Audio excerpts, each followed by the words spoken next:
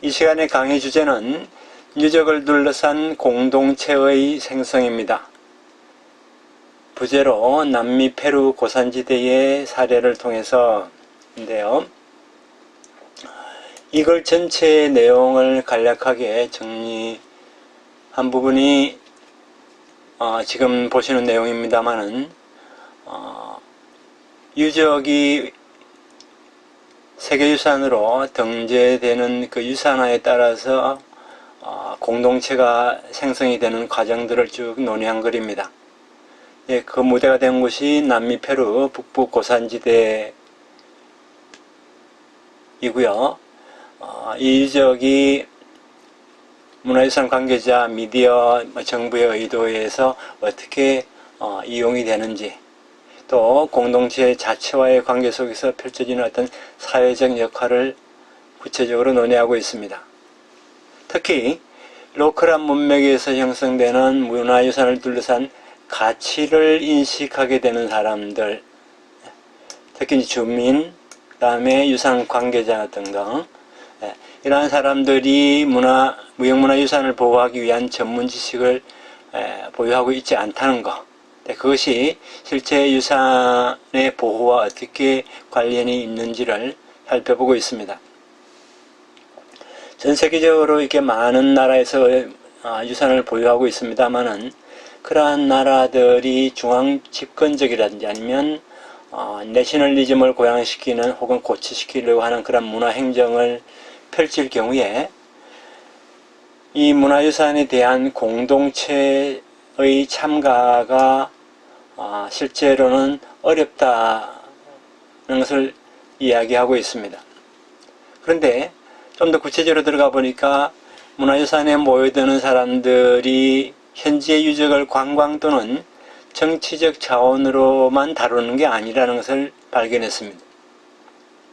자신들이 유적의 가치를 발견함으로써 원래 신전으로서 기능이 소실된다는 점을 인식을 하고 사회적 개혁을 이제 만들어내는 생성을 시킨다는 거죠. 그래서 그것을 더욱더 가시적으로 드러내는 일련의 작업들을 하게 되는데 그 과정들을 쭉 살펴보고 있습니다. 그래서 이 사회적 개혁을 생성하는 혹은 가시적으로 재생하는 과정을 살펴봄으로써 지역사회에 묻혀있던 공동체라는 그 윤곽이 드러나더라. 그래서 문화유산의 어떤 사회적 역할을 우리가 평가할 수 있지 않겠느냐 라는 것이 저자의 의도입니다.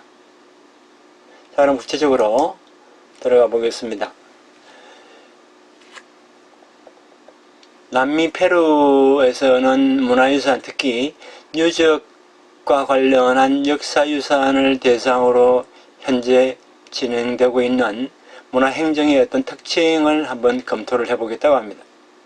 다음에 이러한 유산을 활용하는 데 있어서 지역 공동체가 어떻게 참가 혹은 참여하는지, 그것이 또 공동체의 창조나 재생과 어떻게 결부되는지를 분석하고 있습니다. 그 다음에 또 하나 다루고 있는 내용이 문화유산을 둘러싼 세계적 동향과 그 다음에 이러한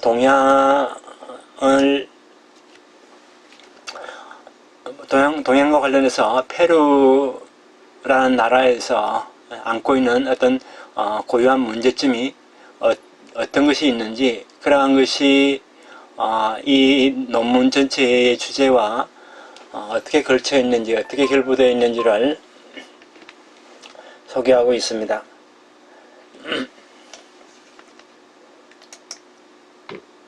자, 문화유산 개발을 둘러싼 세계적 동향입니다. 20세기 말이 되게 되면은 유산을 둘러싼 관광 개발이 본격적으로 이렇게 전개가 되면서 관광 개발로 인한 유산이 인해서 유산이 많이 파괴된다. 어마어마하게 많은 관광객들이 찾아오면서 유산이 뭐랄까 오염이 되고 유산을 둘러싼 환경이 파괴되는 그러한 문제점들을 많이 지적해 왔습니다. 그런데 실제 이제 관광객들이 많이 옴으로써 그 지역에 있는 호스트들, 지역 주민들이 자신들이 가지고 있는 어떤 유산에 대해서 의식을 하게 되고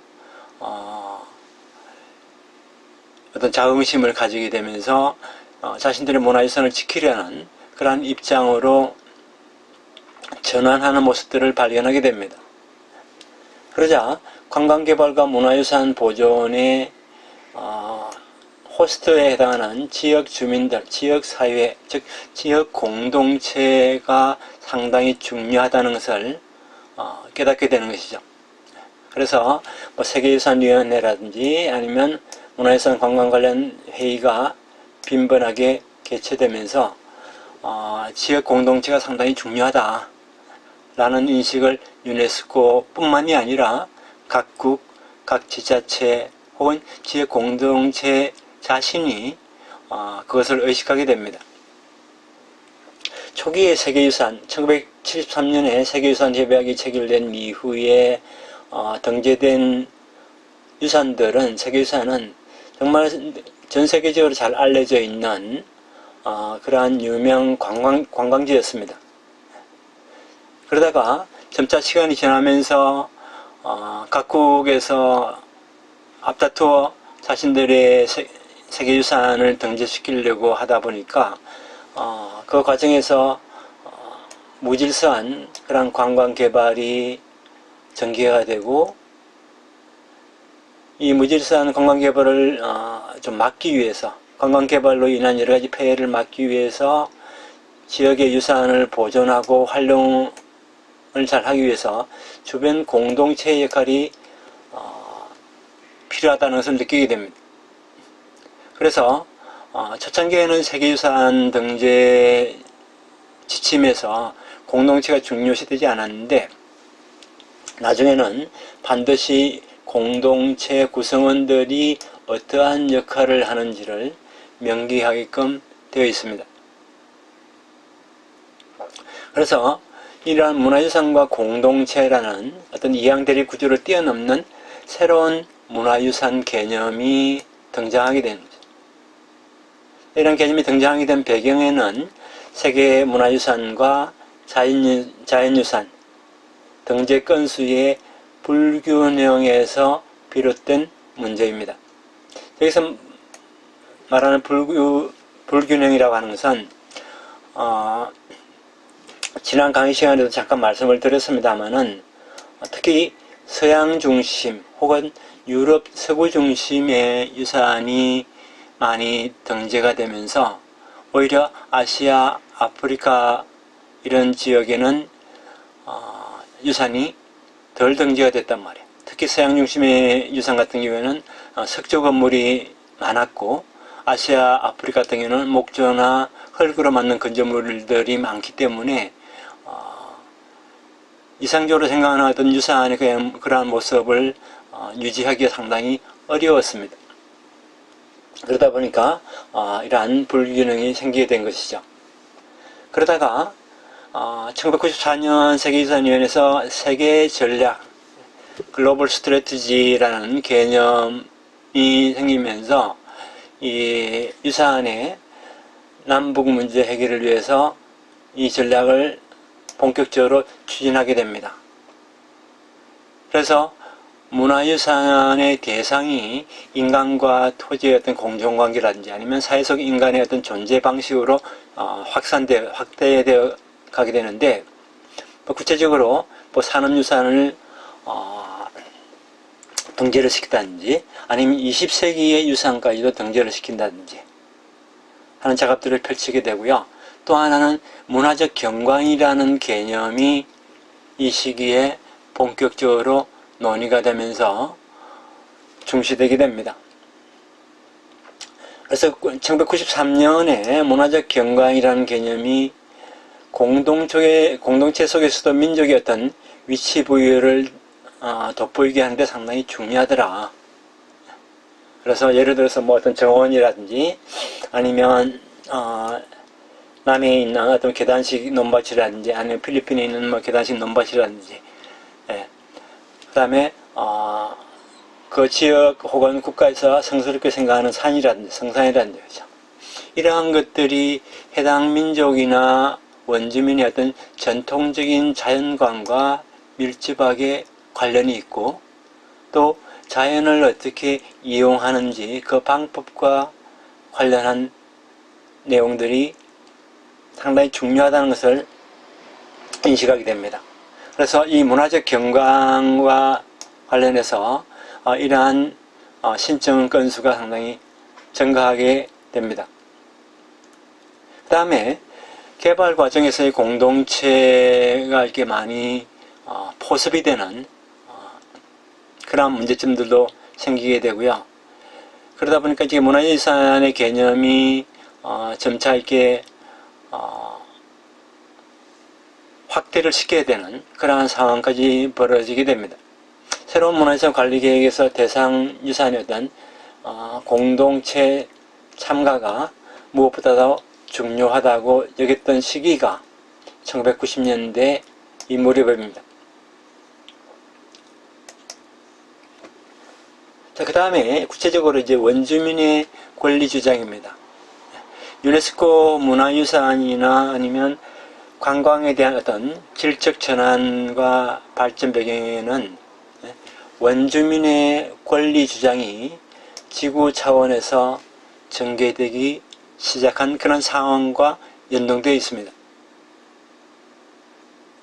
예를 들어서 2001년에 유네스코 문화 다양성 선언이라든지 아니면 2007년에 원주민 권리 선언이라든지 2010년에 생물 문화 다양성 국제회의라든지, 예. 이러한 뭐 예를 들어서 유네스코 문화 다양성 선언 같은 경우에는 미국 주도의 세계화로 인해서 위협을 받고 있는 각 나라 혹은 각 지역의 문화적인 어떤 고유성과 다양성을 보호, 정진시키기 위해서 이것을 채택했습니다. 그래서 이것을 채택할 당시에 미국은 조금 부정적인 태도를 보이게 되었고요. 그 다음에 전 세계 각국에는 다민족 국가로 이게 구성되어 있는 나라들이 많이 있는데 그러한 소수민족들, 원주민들 아니면 선주민이라고 해도 되겠습니다만 그 사람들의 어떤 권리를 보호하기 위해서 1980년대부터 그러한 논의가 되기 시작을 하고 그 논의 끝에 이제 2008년에 이제 총회에서 이러한 결의안이 채택이 됩니다만은 원주민에게 모든 인권과 기본적인 자유를 보장을 하면서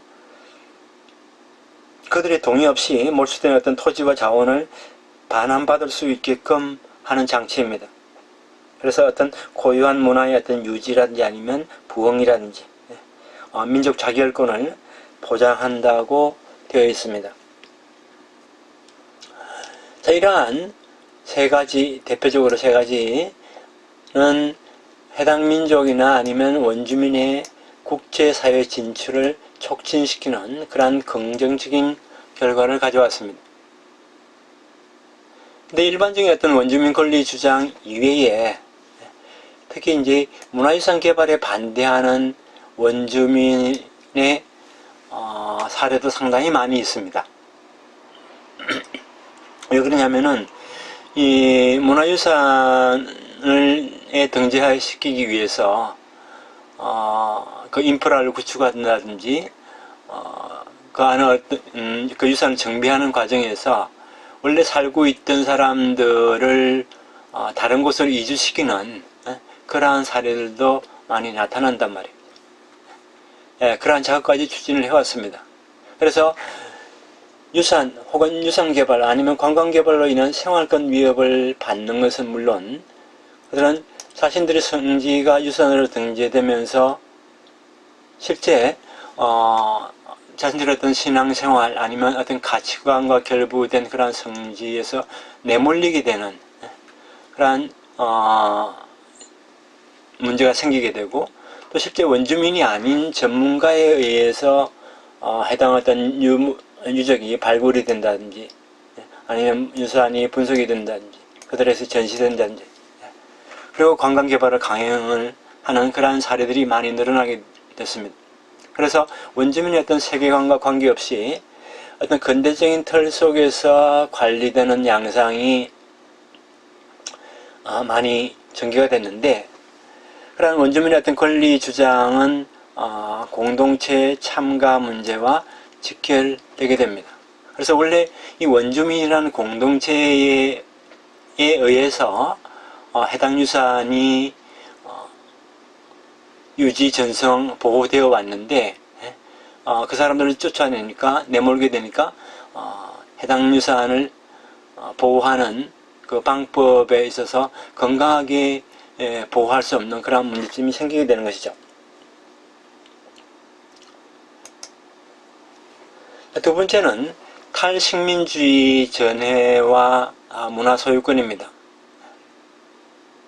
즉, 탈식민주의 전해라고 하는 것은 기존에 인류학자나 아니면 민속학자에 의해서 작성된 민속지나 아니면 민족지에 대한 비판 작업입니다. 그래서 미국처럼 고고학이 인류학의 어떤 영향하에 있는 지역에서 무시할 수 없는 그러한 흐름들이 생기기 시작한 것이죠. 그래서 민속학자나 아니면 인류학자가 반성해야 할 점이 뭐냐고 이제 지적된 것이, 전통문화의 어떤 생성 과정을 무시하고 근대화되지 않은 문화로서 봉쇄하는 작업을 독점적으로 해온 것이 민속학이나 인류학을 연구하는 연구자들이었습니다. 그래서 근대화 과정에서 전통적인 문화의 소멸을 안타까워하거나 아니면 우려하거나 했던 그러한 점들은 그 변화 자체를 좋게 본 현지인들의 어떤 권리를 침해하는 그런 폐해를 낳게 되는 것이죠. 그래서 변화하는 것을 가짜라고 말하는 것은 진짜라고 믿고 있는 현지인들을 폄하하거나 아니면 폄훼하는 그런 결과를 가져오게 됩니다. 그래서 현지 주민들은 자신들의 어떤 상황에 맞춰서 계속 바꿔 나가려고 하는데, 그것을 바꾸면 안 된다라고 이게 강조해왔던 것이 인류학자고 민속학자였단 말이에요.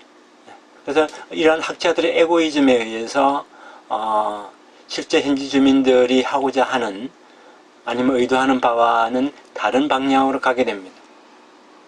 그래서 그 해당 유산이 진짜냐 가짜냐 하는 그런 결정권은 외부자인 연구자에게 있는 것이 아니라 해당 전통이나 문화를 유지 전승하고 있는 그 지역의 주민들의 몫이라 이거예요. 그래서 그 사람들의 어떤 의사를 존중해야 되지, 그들의 생각이나 그들의 의사가 잘못됐다고 하는 것은 문제가 있다는 겁니다.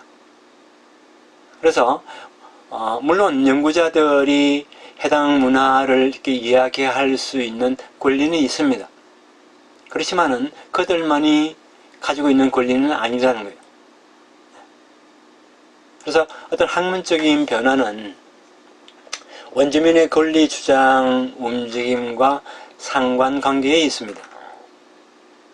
만약에 원주민들이 자신들의 권리 주장을 하지 않고 수동적인 태도를 계속 취하고 있었다 그러면은 지금까지도 아마 과거 인류학자나 민속학자들이 작성했던 그런 민속지 아니면 민족지를 그대로 수행했을지도 모르겠습니다.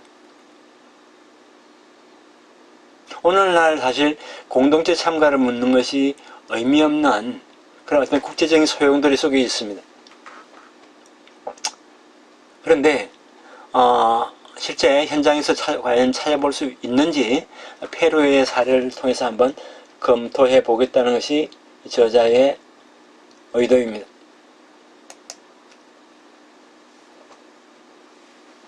자, 두 번째 주제로 이렇게 페루에서는 그러면 문화유산 보호 정책을 어떻게 전개해 왔는지 그 내용을 한번 살펴보도록 하겠습니다. 페루의 문화유산 상황은 사실 우리가 남북 문제로 따지자면은 남쪽에 해당이 됩니다. 북쪽에 해당되는 것은 유럽 쪽이 되겠죠, 그죠? 그 다음에 개발 문제와 관련해서는 원조를 하는 나라가 아니라 원조 대상국이 되는 그런 나라입니다. 근데 이제 페루에는 고대 안데스 문명이 있고 또 수많은 거대 고고학적 유적들이 아직도 지천에 깔려 있습니다. 그래서 어떤 세계 전략 등 세계유산급의 유적을 보유하고 있지만은 아직까지 이 남쪽 나라라는 이 점에서는 아직 벗어나지 못하고 있습니다. 그래서 공동체에 대한 어떤 배려가 상당히 요원하고 문화유산 관련한 보호정책도 거대 유적 중심으로 전개를 해왔습니다. 페루의 어떤 문화유산 보호법이나 아니면 조례 같은 경우에도 1822년에 독립된 이후에 수차례에 걸쳐서 공포가 됐습니다. 예를 들어서 도굴이라든지 유물의 어떤 불법 유출을 규제하기 위한 그런 목적으로 조례라든지 법이 만들어졌고요. 유적된 문화유산 보호와 활용과 관련해서 사실 예산이 부족해서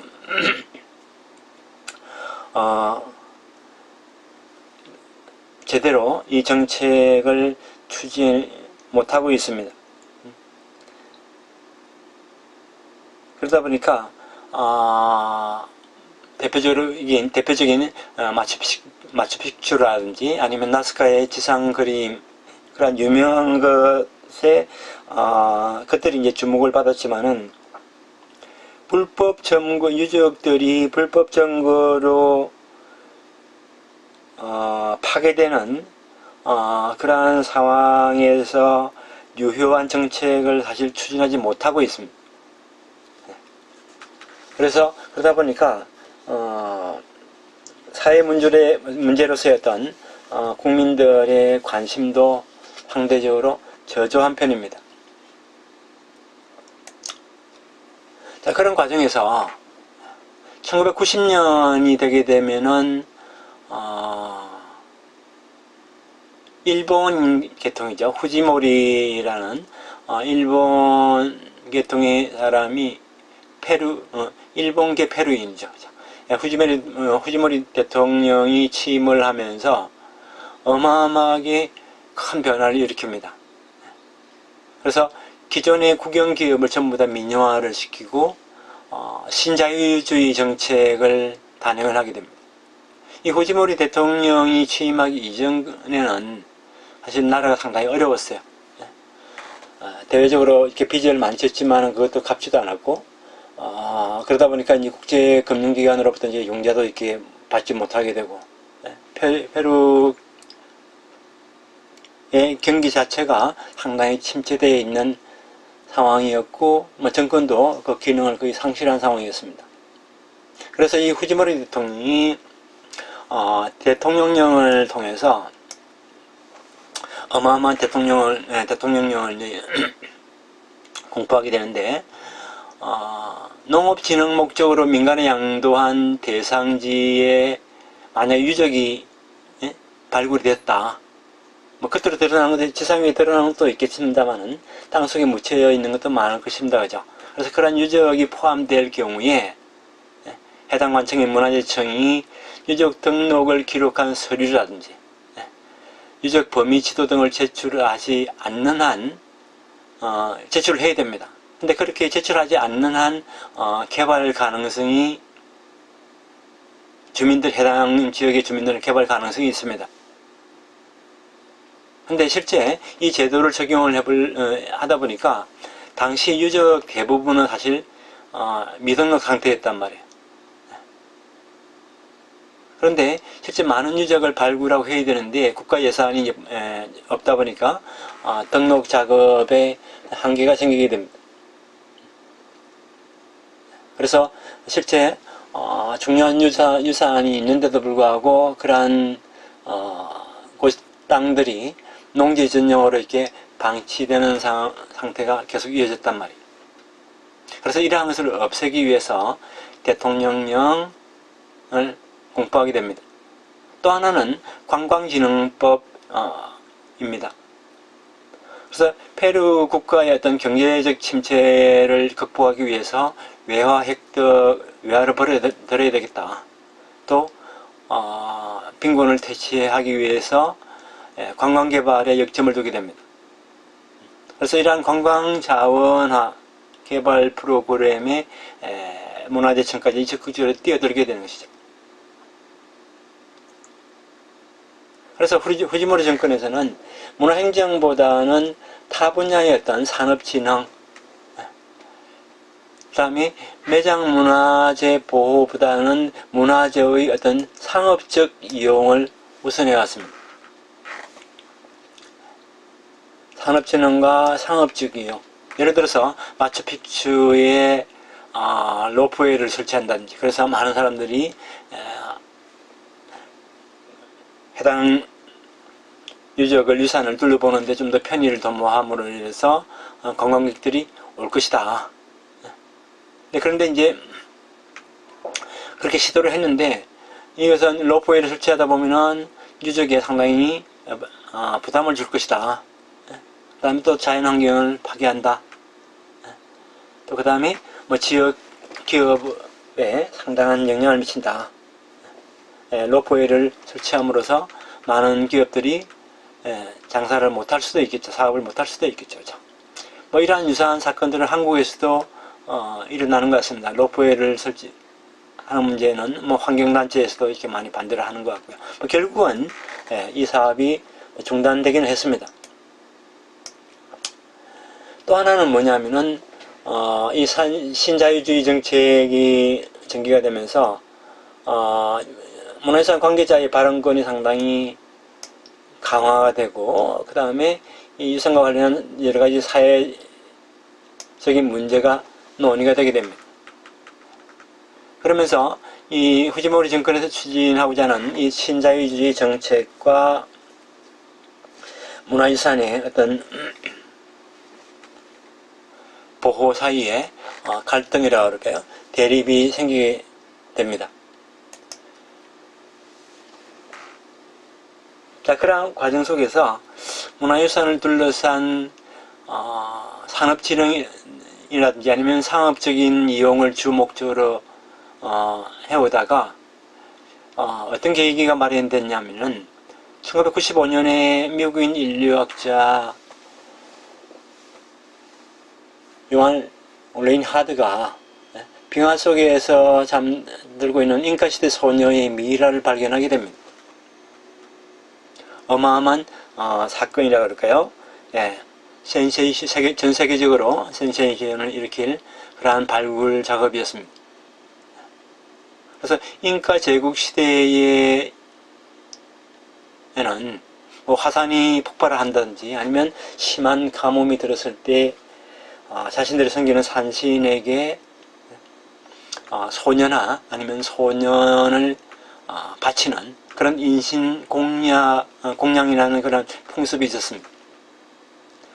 대체적으로 13에서 14세 정도의 소년을 바치게 됐고요. 그래서 그들을 이제 지하 묘지에 이제 매장을 하고, 매장할 때 여러 가지 검은 제품이라든지 아니면 조개 인형이라든지 아니면 톡이라든지 그렇죠. 이러한 부장품들을 많이 같이 넣게 됩니다.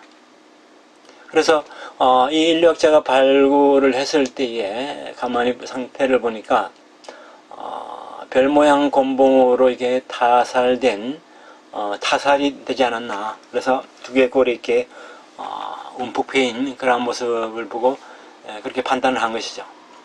또 하나 이제 발굴이 된 조개 인형인데, 조개 같은 경우는 이제 잉카 시대에 주로 이제 의뢰용으로 의뢰를 할 때 어떤 도구로서 많이 사용이 되었다고 합니다.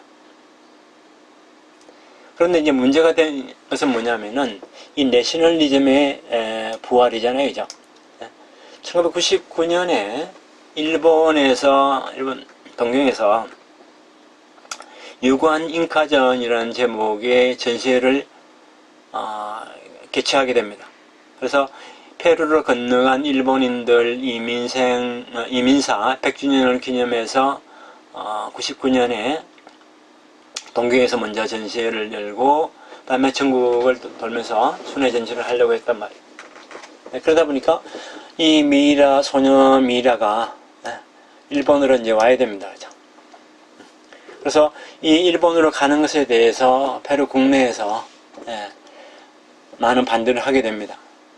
근데 이제 일본이 처음이니 외국으로 나오는 해외 반출이 처음이냐면 그렇지는 않습니다. 1995년에 발굴이 되고 그 다음에 96년에 워싱턴에서 전시회를 개최를 했단 말이에요. 그래서 10만 명 관중을 모으는 히터 전시회가 됐습니다. 근데 이때는 사실 과학적 분석이 포함된 전시회였기 때문에 이 분석이 끝난 상태에서 전시하는 일본과는 차이점이 있었단 말이에요. 예. 그런데 그 이전에 일본에 전시하기 이전에 리마시에 있는 국립박물관에서 약 한 10일간 전시를 했습니다. 10일간 전시하고 이제 전국에 순회 전시는 하지는 않았는데 그런데 이제 일본으로 가져가서 전시회를 하겠다고 하니까 이 페루 내에서 주로 이제 매스미디어에서 부정적인 기사를 이렇게 게재하면서 반대를 하게 되는 것이죠. 그 이유가 한 세 가지 정도 되는데, 첫째는 페루에서 일본까지 오는 이 장거리 이동에 따라서 유물이 파손될 우려가 있다. 그 다음에 후지모리 대통령 임기이기 때문에 학술성보다는 어떤 정치적으로 이용할 가능성이 높고, 이 미래에 대한 어떤 존엄을 상실할 수도 있다. 죄송합니다. 그래서 거기에 대해서 이제 페루인들이 이제 분노를 하게 되는 것이죠. 그래서 또 하나는 이제 페루의 문화유산을 다른 나라에 먼저 전시하는 것 자체가 심하다 이겁니다. 자국 내 모든 국민에게 다 보여준 것도 아니고 달랑 10일간만 전시를 했기 때문에 그렇습니다. 결국은 일본에서 전시회가 열리게 됩니다. 그래서 열리게 되면서 이것이 이제 또 문제가 돼서 페루의 문화재 청장이 결국은 경질이 되고, 이것을 계기로 문화유산 해외 반출 금지법이 제정이 됩니다.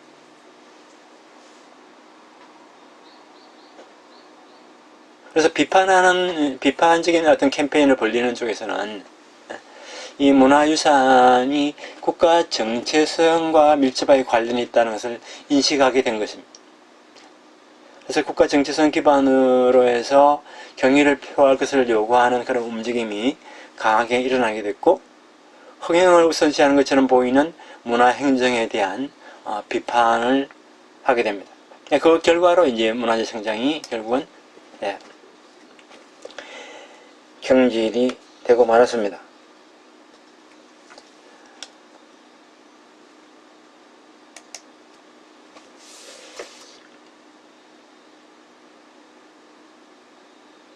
자, 그 다음에 이러한 매장 문화재를 페루 정부에서는 국민 통합의 수단으로 이용하게 됩니다. 근대 국민국가 형성 시기에 전 세계적으로 나타나는 현상입니다. 예를 들어서 우리나라 같은 경우는 박정희 정권 때에 경주에서 이제 금관을 이렇게 발굴했을 때 그것을 대대적으로 이렇게 홍보해서 국민 통합을 시킨다든지 그죠. 그 이후의 정권에도 가끔 이러한 방법들이 있었습니다.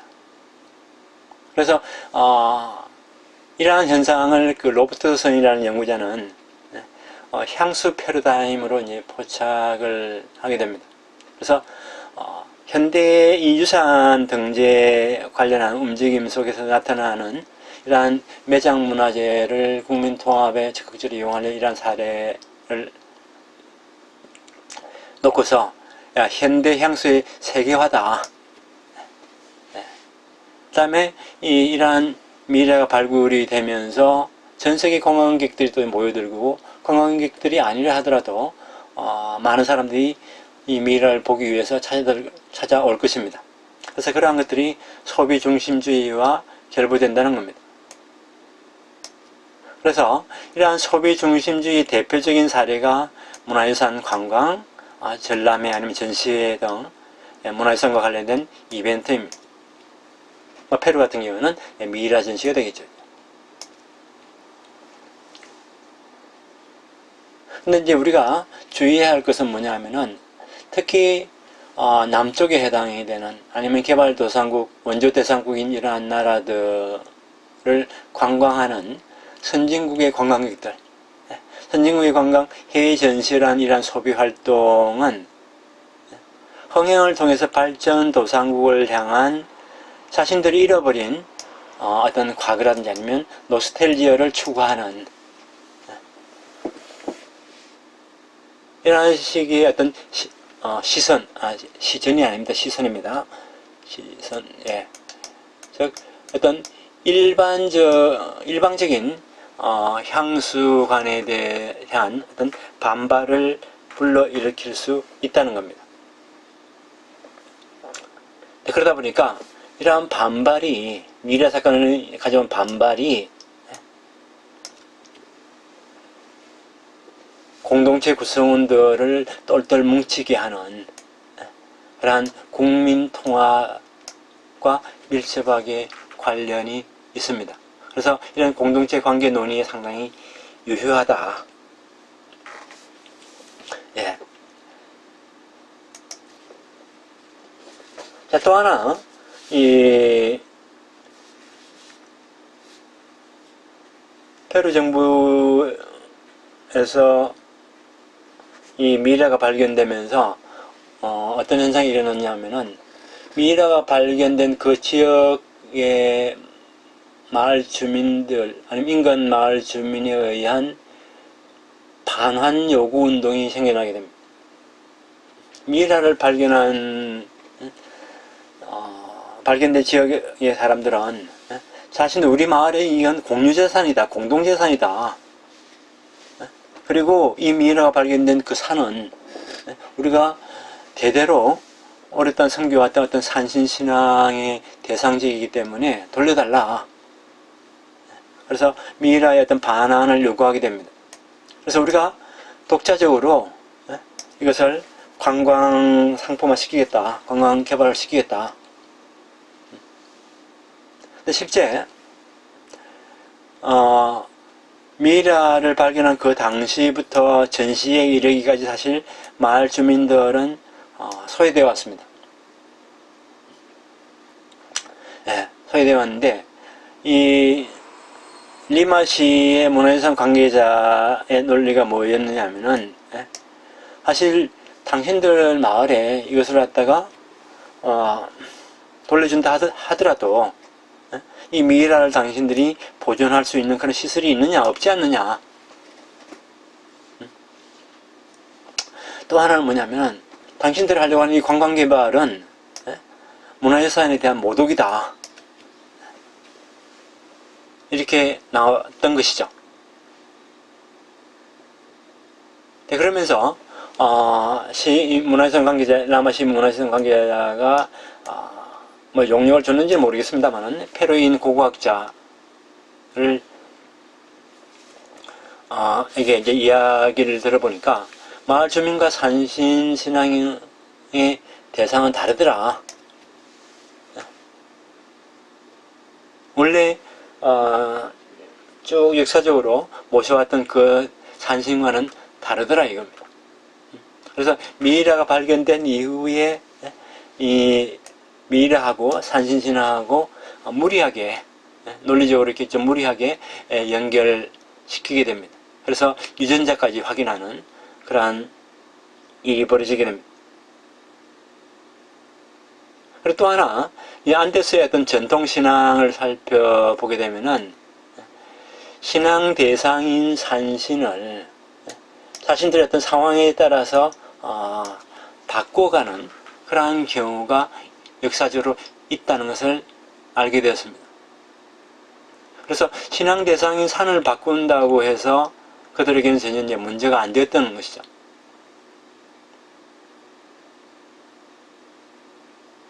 그러다 보니까 이 미이라를 어떻게 국민 통합의 수단으로 삼는다든지 등등 다양한 어떤 국가의 어떤 의도에 의해서, 즉 내셔널리즘 앞에 주민들의 어떤 전통적인 종교관은 부정되게 됩니다. 특히 이제 후지모리 정권에서는 신자유주의, 어떤 시민의 자율성을 한편으로 이렇게 강조를 하는데,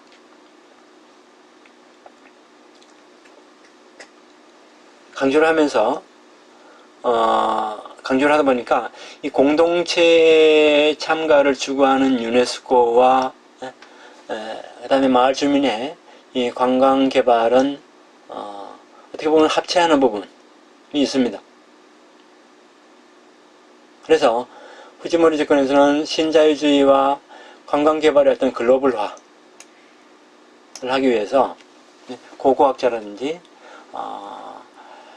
문화유산 관계자의 어떤 완고한 태도를 더욱더 이제 공고하게 하는, 정식시키는 그런 현상을 낳게 되고, 그러한 여파들이 해당 지역에 사는 주민들에게까지 영향을 미치게 됩니다.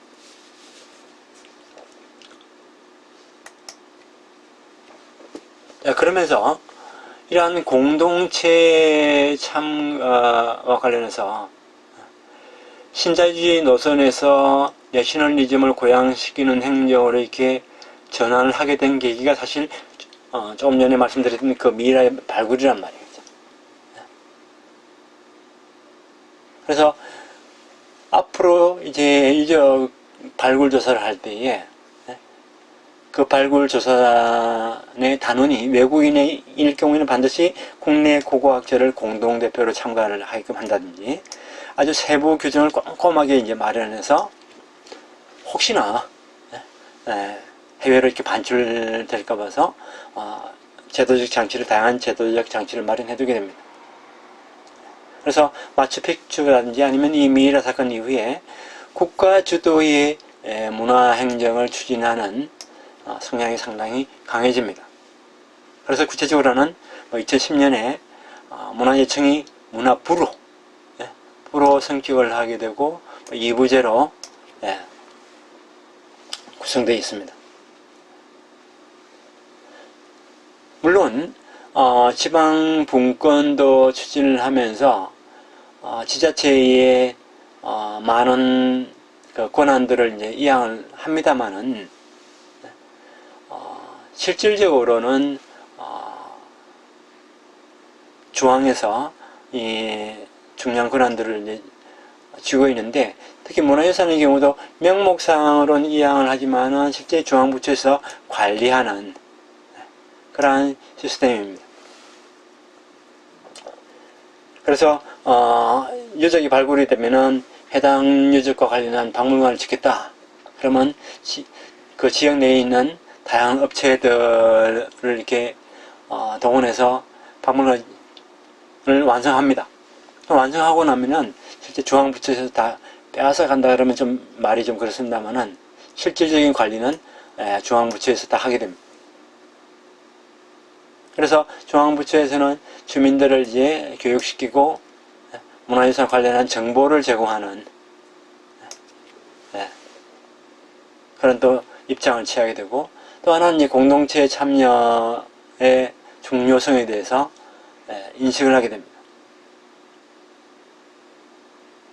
법적인 규제는 대장문화유산의 경우 기본적으로 이제 국고재산입니다. 국고재산인데 토지의 어떤 표면이라든지 아니면 표층을 이용하는 지역 주민 즉 소유자죠. 소유자의 권리를 인정하지 않습니다. 그 다음에 또 유구가 이제 발견됐을 때 문화부의 이제 직원이 나와서 청량을 하겠죠, 그죠? 또 경계를 이제 정하고 등록을 마쳐서 마치게 되면 그 토지는 원래 개인 소유였던 것이 국가 소유로 들어가게 됩니다. 그래서 기존에 있던 어떤 토지 소유자의 권리는 전혀 인정하지 않는 그런 시스템인 거죠. 그래서 국가 소유가 되면서 토지 소유자들의 어떤 불만이 상당히 고조가 됩니다. 그러다 보니까 땅을 파다가 개간을 하다가 유적이 발견이 돼도 행정기관이 신고를 안 해버리는 거예요. 왜? 신고를 하게 되면 그 신고하는 순간부터 자기 땅이 될 수도 있었는데 국가 땅이 되어버리기 때문에 그런 거예요. 그러다 보니까 이러한 문제가 끊임없이 주민들과 갈등을 혹은 대립을 낳는 그러한 일이 벌어집니다. 그래서 이러한 점들이 내셔널리즘을 전면에 내세우게 했고 중앙 집권화를 추진해서 관료주의적으로 관계 법령을 국민들에게 준수하도록 요구하게 됩니다.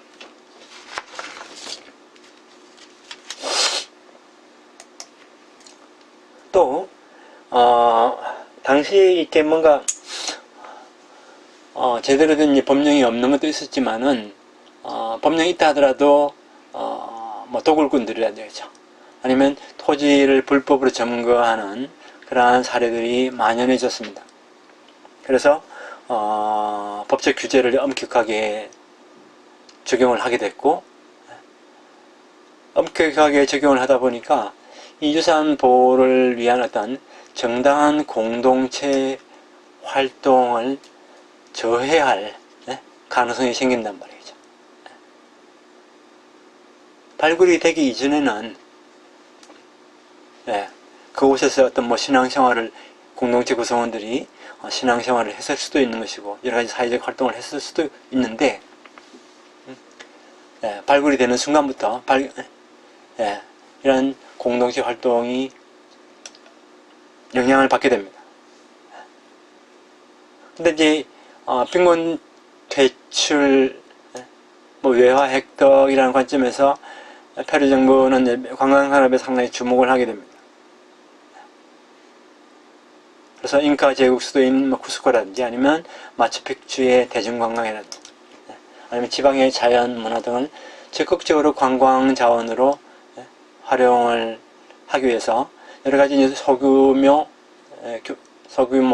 개발을 추진 중에 있습니다. 그 다음에 유적을 정비한 후에 박물관을 건립을 하게 되는데 좀 전에 말씀드렸듯이 박물관 이름만 지자체에 부여될 뿐 실질적인 관리는 문화부에서 다 한다. 그래서 어떤 개발 프로젝트가 유적 정비 개발 프로젝트가 끝나고 나게 되면 관리 주체는 문화부가 되고 되다 보니까 지역 공동체 참가가 상당히 어려워져요.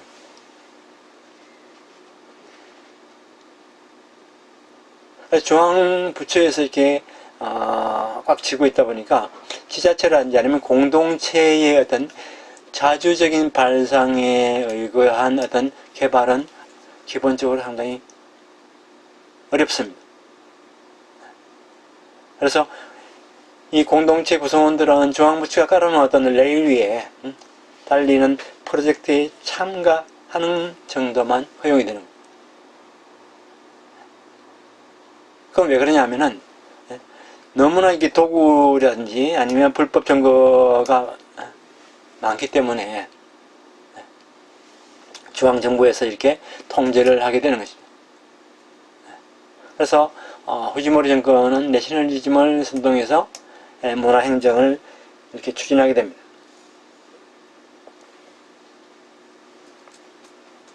그 다음에 행정과 국민 사이의 어떤 뒤틀림, 뒤틀림의 문화유산의 어떤 기본 성격들이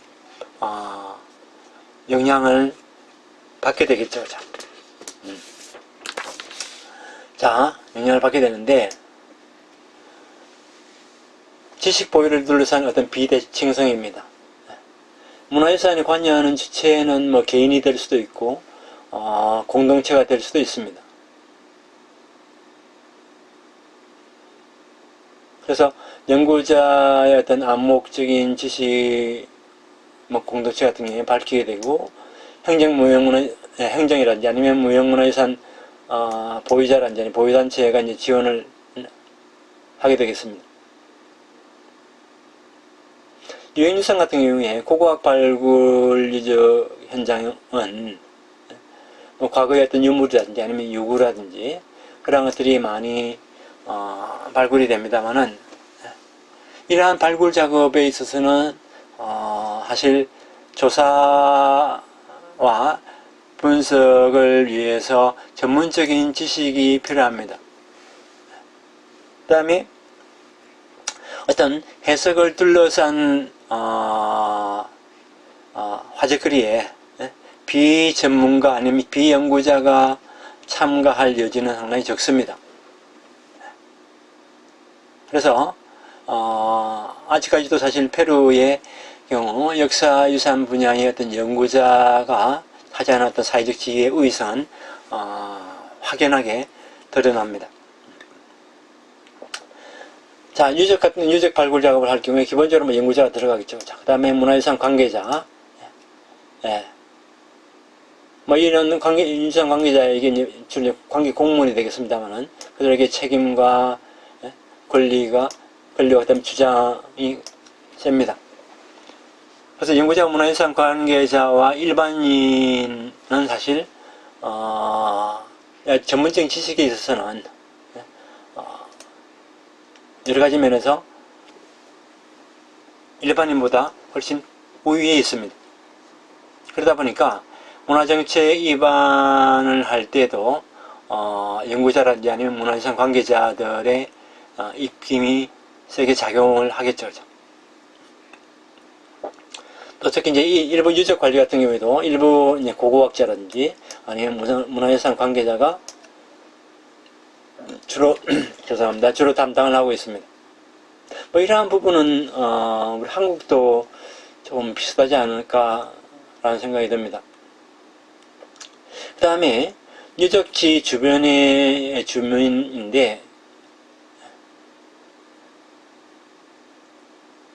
이러한 고고학자라든지 아니면 문화유산 관계자들이 유적의 어떤 진정한 가치를 모르는 무지한 사람들로 인식을 하고 있다는 겁니다.